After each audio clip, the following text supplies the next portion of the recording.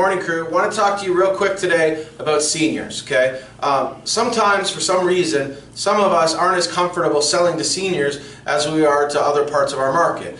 When I was a new agent, 14 years ago, I'll tell you, my major close, the most clients I got were the seniors, okay? I think the reason I did well with seniors, and I want to kind of share this with you, was a couple reasons.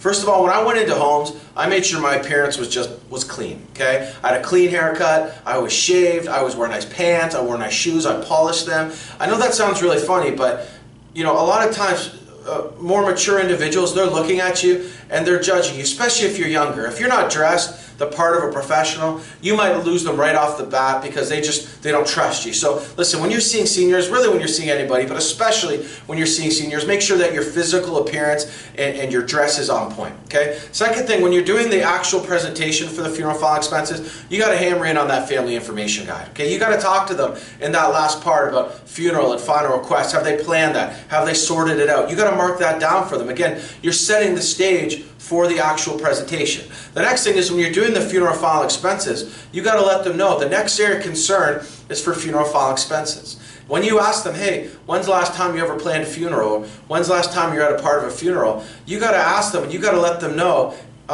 let me ask you, John, when something happens to you, who will be taking care of your funeral file expenses? See, if you don't ask that question right off the get-go, you're not really setting it up properly for a presentation. When you tell them the second area of concern that they're concerned with is funeral file expenses, and that's mostly for retirees, when you say that to them, what are they going to start thinking? For retirees, okay, that's for me. So you remember, you have to make the product match them. And then the last thing is if they don't go for the actual product and they say, well, that's a lot of money, or I'm not sure I can afford it, or what have you, you got to think about this conceptually. Who needs a funeral file expense coverage more than somebody in their 60s and their 70s?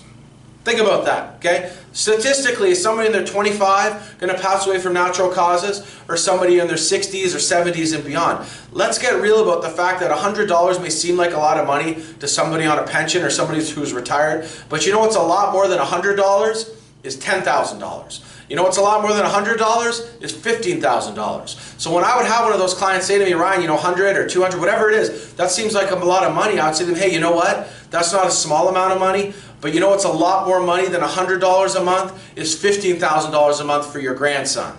Remember, find out who's taking care of the funeral file expenses. Make sure they understand that bill is created either way. The only question is whether they're going to contribute a little bit of money now or their family's going to have to contribute a lot of money later. Let's have a great day today. Use that when you see those seniors. Let's get their families protected.